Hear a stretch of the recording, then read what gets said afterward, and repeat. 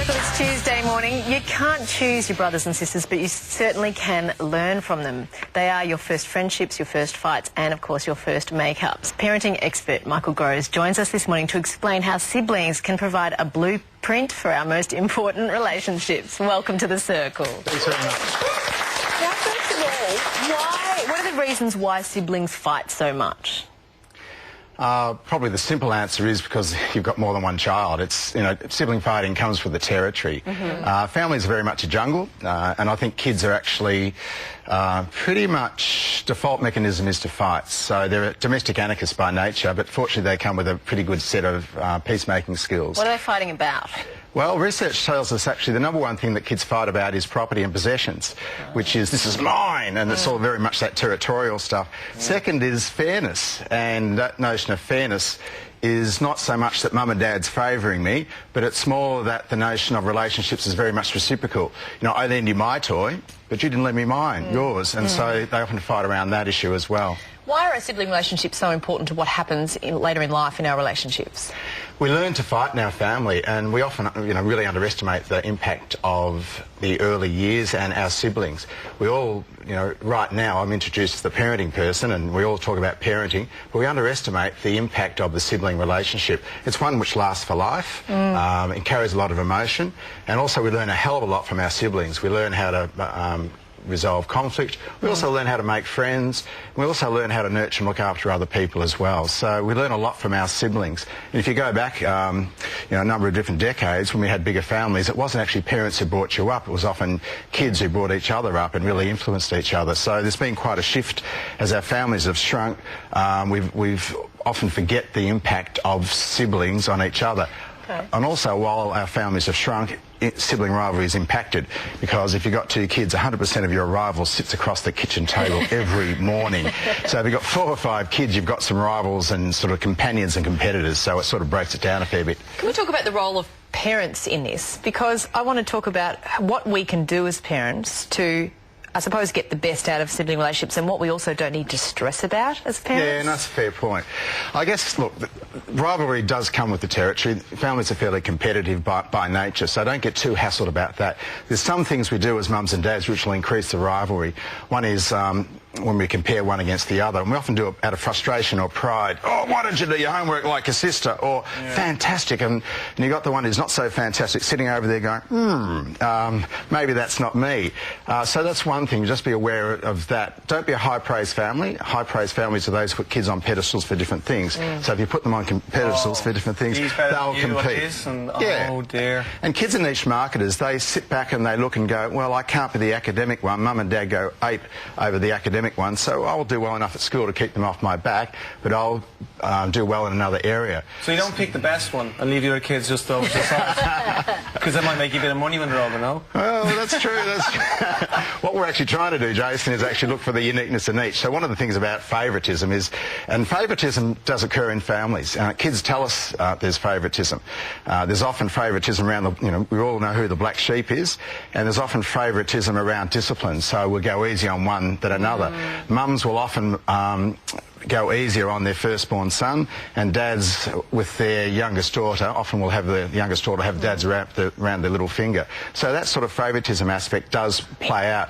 It doesn't matter so much if you do have favourites, but you don't show it. No. And so what you need to do is play to kids' strengths. So if because my 12-year-old, because I've got a 12-year-old and a 5-year-old, my 12-year-old is always thinking that the 5-year-old's getting a better deal all the time, because he's not a baby anymore, but he's always seen as the little baby, you know. And that's what the 12-year-old goes, God, he gets everything. It's not fair. He's playing catch up all the time, always playing catch up, and that's what happens within families, and particularly with boys, often competitive, and sometimes that notion, that competitive nature actually makes kids do well. I'm going to try harder.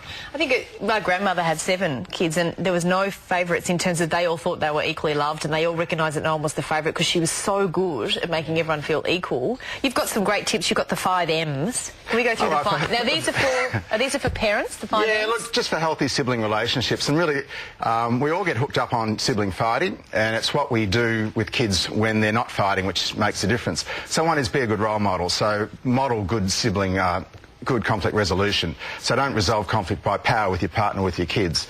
The gold medal is compromise. What do you mean by power? Resolving? No. You know, you get your own way. Because I said so. Because I said so. Yep. It can be yelling, it can be shouting, it can be all different ways of showing power. The gold stamp, and kids actually show us that they'll resolve conflict resolution without anyone interfering by compromise. So they also need to see that. Manage emotions. Emotions are really high. You've got to let the bad feelings out to let the good feelings in. So sometimes kids will go, I hate this. And you've actually got to let them, you know, express that sort of stuff, and you can help them out. I hate my brother, so rather than freaking out that. Yeah, well, kids often hate their brother, and you're better to say it than do it. And that's that notion of nothing's so bad in a family you can't talk about it, but there are actions you can't do. Monitor sibling relationships. Monitoring, keep your eyes and your ears open for what's happening out there. Don't always interfere. Mentoring is actually just means that you try and assist kids to solve some of their issues themselves. Often we just go and break it down for them and split them up. Sometimes you can go in there and give them some ideas. And the last is actually make-up. One of my favourite things I actually said to my kids when they would harm their relationship with their sibling was actually, what are you going to do about this? How will you fix this? Yep. So look for mending the bridges. With a little tacker, it might be give your brother a hug. For someone older, you can turn around and say, will you forgive me? Now, at the risk of derailing what you're talking about, because I really like this, the thing with siblings is you wake up with them every morning. You can't break up with them. They will be there till you die, and it's actually quite inspiring. What if you're an only child? Does that mean you miss out on this development? All right, only children do miss out on that to a fair degree. So what parents need to do, and parents are aware of this, what parents need to do is make sure that they spend a lot of time around other kids. So have sleepovers, go to parties. What they need to learn is they need to learn how to share. They also need to learn how to fight. You know, elbow your way in around whatever it is. So in some ways it's actually to compensate for the onlyness by bringing other kids in. Yeah, and I do notice with my friends who are only children, they really do invest in their friendships beautifully. They do. Is it the end of the world if you have two kids that, say if you've got a family of 5, that just don't get along? And it's not into adulthood? Look, I know in my own family, we've got 3 kids, and written somewhere was, I just wish they would get on.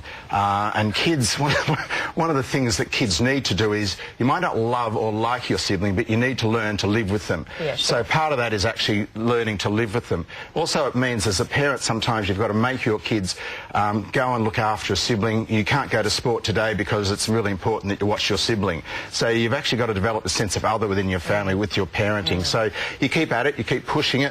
Often kids, when they get to adolescence, it gets absolutely awful through adolescence, but they'll get beyond that, and fingers crossed they'll actually choose to have a relationship with each other. Yeah. So part of the issue is actually to be almost a referee that everyone has a relationship with each other in the family, and you've got to be Switzerland sometimes when things happen, and you two got to work this out. And so you enable those relationships to happen. And as kids move into adulthood as well, what happens as parents is you then still need to actually make sure they have relationships with each other rather than being the go-between. And mature friendship can flourish. Would you please thank our great parenting expert, Michael Grose.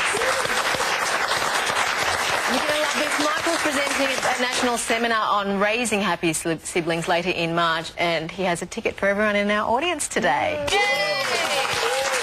Now, another good meal to start the day, and up next we're going to be showing you some circle ideas for the perfect brekkie. Stick around for that and loads more. You're watching The Circle.